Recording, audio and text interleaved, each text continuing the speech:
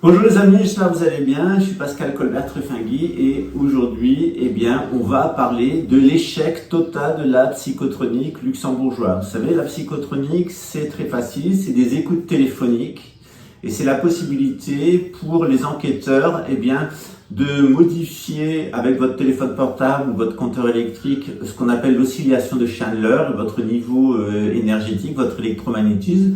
Et puis de parler directement à votre corps, à votre inconscient, pour vous faire adopter un certain nombre de comportements.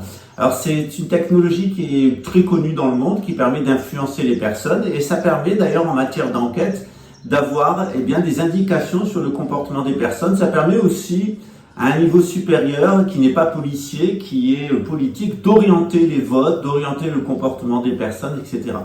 Et puis hélas, c'est ce qu'a signalé le professeur Nicolas de Surmont dans une étude de la fin des années 90, où il alertait déjà sur une problématique du harcèlement psychotronique en réseau, le harcèlement criminel en réseau, en disant qu'il y avait un certain nombre de policiers qui étaient impliqués dans les réseaux pédophiles, dans le trafic de drogue, dans les assassinats politiques, et généralement qu'il y avait des comptes personnels à régler, qui utilisaient ce personnel pour régler leurs comptes personnels. Parce qu'en réalité, en amplifiant l'énergie de tout le monde, en mettant des suggestions comme ça dans le milieu ambiant, il est clair que c'est pas neutre.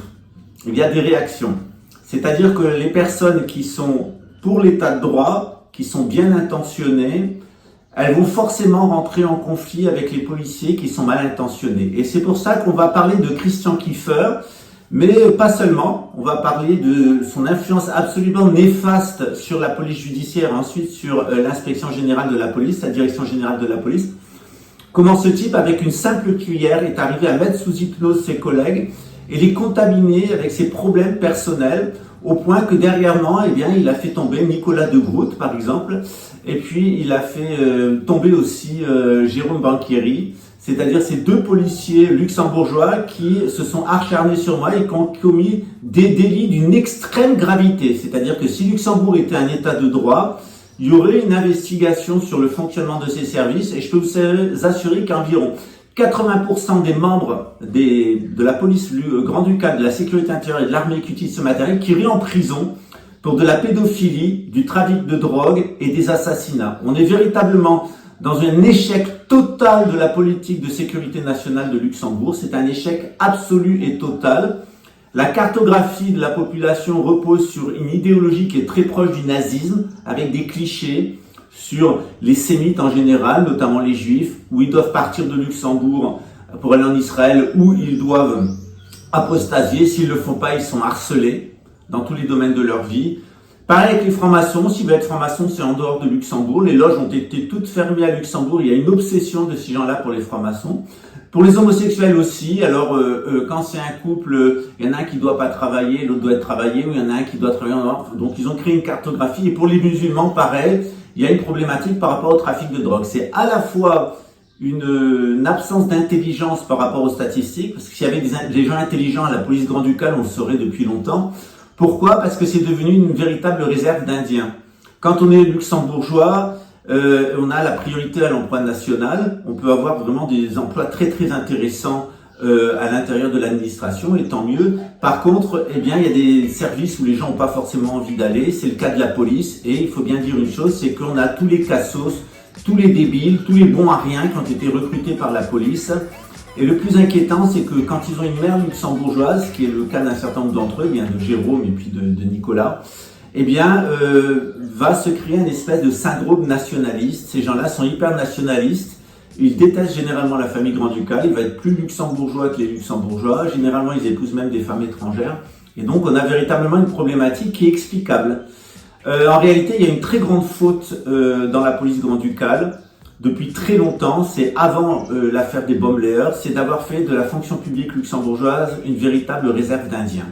À partir du moment où Luxembourg croissait, il fallait ouvrir la fonction publique. On a été plusieurs à le dire dès la fin des années 90 en disant qu'on aurait une problématique avec la police, la sécurité intérieure et l'armée, et qu'on aurait une problématique avec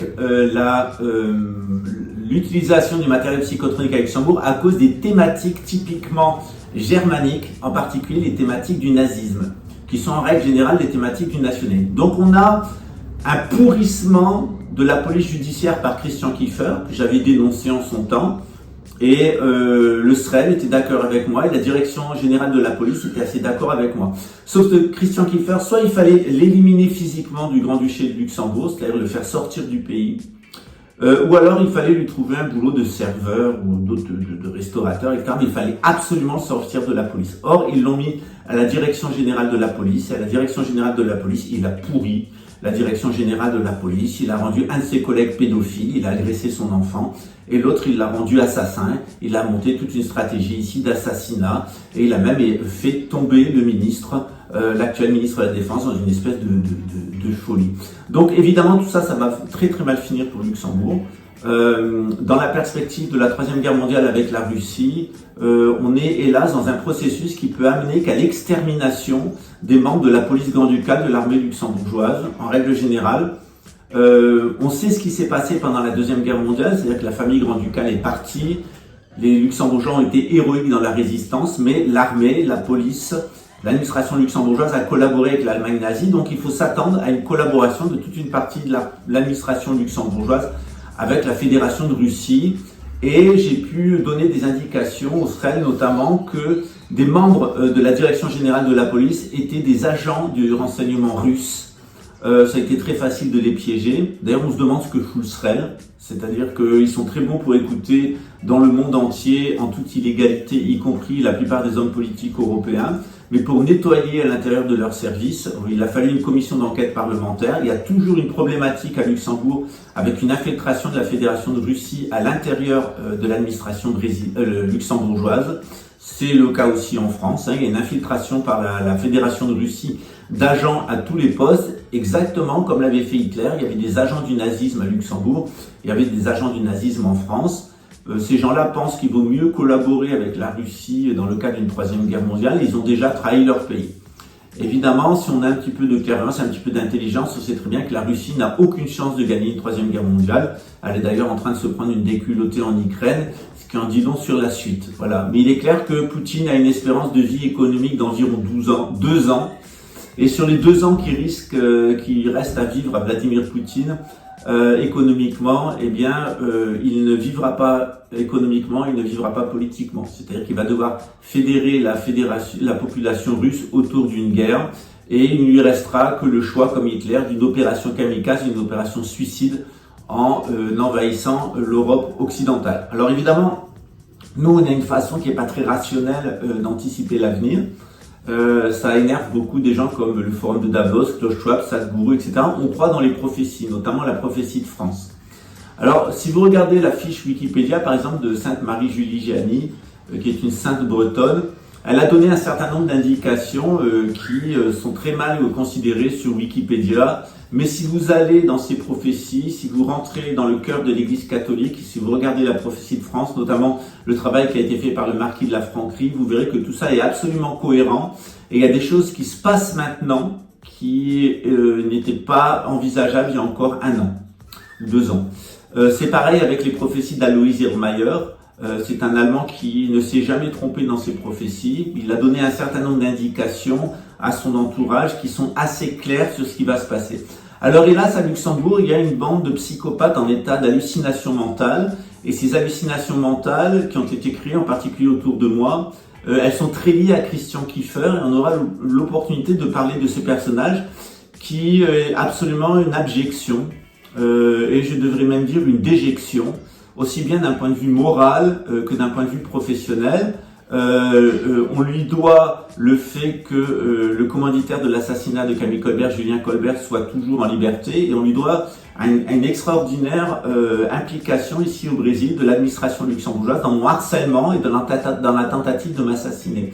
Il est grand temps que la directrice de la police luxembourgeoise se réveille et fasse une investigation approfondie sur Christian Kiefer, sur l'affaire Colbert, sur les implications et sur l'identité du personnel brésilien, l'identité du personnel luxembourgeois qui a pu venir au Brésil depuis septembre 2019. De septembre 2019 à septembre 2021, on a la présence d'un certain nombre d'agents de la police luxembourgeoise et de l'armée luxembourgeoise au Brésil. Nous, on a la liste et on aimerait bien que le ministre et que la direction de la police s'expliquent sur la présence de ces individus au Brésil et en quoi, eh bien, ils ont manipulé les autorités brésiliennes contre moi, ils ont essayé de m'assassiner. Il y a une très grande difficulté à Luxembourg de nettoyer Luxembourg des luxembourgeois. J'en discutais il y a quelques années avec quelqu'un de la police qui me disait on ne peut pas les envoyer sur la Lune. Non, vous ne pouvez pas les envoyer sur la Lune, mais la déchéance de nationalité, ça existe. Et le fait que ces gens... Il y a un recyclage permanent. C'est par exemple, vous allez le voir dans le cas de cet individu qui est pédophile, qui agresse sexuellement sa fille. Ils vont lui retrouver un emploi, ils vont avoir une espèce de pardon. Et ils vont leur trouver un emploi à l'intérieur de l'administration. Donc il y a une espèce de promotion permanente à la déchéance. Ils savent qu'ils ne risquent rien, qu'ils peuvent commettre les pires horreurs et qu'ils resteront là parce qu'ils sont luxembourgeois et qu'il y a une certaine pudeur à Luxembourg de prendre la décision d'exclure des luxembourgeois, d'expulser des luxembourgeois du pays en leur retirant tout simplement leur nationalité. Voilà. Et leur passeport et en tout cas leur fermant l'accès à la fonction publique. Ça n'a jamais été fait, ça se fera sans doute jamais, c'est ce qui provoquera la fin de Luxembourg. Luxembourg est dans un état de pourriture intérieure absolument avancé et tout ça c'est dû au mauvais usage de la psychotronique, en particulier de ce matériel qui n'a pas été utilisé dans le cadre d'enquête de police, qui est devenu une espèce d'ambiancement nazi avec des repères nazis, puis ensuite une espèce de chasse à l'homme contre les gens qui n'obéissaient pas. C'est-à-dire si vous êtes musulman et que vous ne voulez pas apostasier ou vendre de la drogue, si vous êtes franc-maçon, vous voulez rester franc-maçon, si vous êtes homo et que vous voulez quand même bosser, votre compagnon aussi, et si vous êtes juif et si vous ne voulez pas aller en Israël, ces gens-là vous assassinent.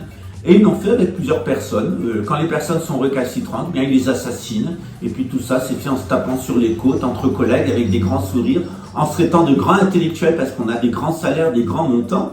Mais quand on regarde la même fonction dans la police luxembourgeoise et la même fonction dans une police étrangère, eh bien on s'aperçoit que les policiers luxembourgeois, d'abord ils ont des salaires supérieurs, ça c'est pas très grave, c'est même légitime parce que la vie est très chère à Luxembourg, mais on s'aperçoit qu'à position égale, les luxembourgeois, il n'y a pas photo, c'est-à-dire ils sont très immatures, ils ont un niveau intellectuel qui est extrêmement bas et c'est des gens extrêmement bêtes.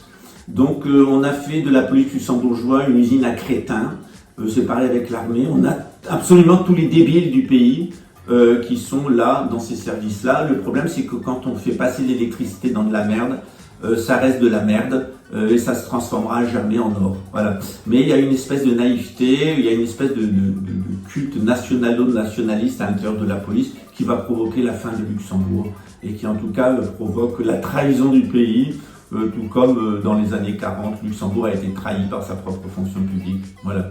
Sans doute pas le choix puisque le pays est très petit et à part se vendre aux plus puissants, je vois pas très bien d'ailleurs comment le pays pourrait survivre. Je dois dire que la Grande-Duchesse Charlotte, le Grand-Duc Jean, c'est des gens qui ont du panache.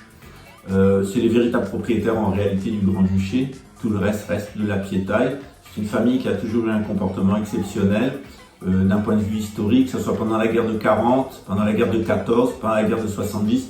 La famille grand-ducale s'est toujours positionnée du côté des justes. Et l'administration luxembourgeoise s'est toujours positionnée du côté des injustes, il faut le dire, en particulier les nationalistes. Et en particulier la police qui reste quand même le gros trou à merde du Luxembourg. Il y a là toute une bande. Alors je ne veux pas insulter les policiers qui sont des gens bien, il y en a, mais à 80% ça reste des personnes qui sont nauséabondes. Et c'est particulièrement vrai dans les services de psychotronique et c'est particulièrement vrai à la direction générale de la police.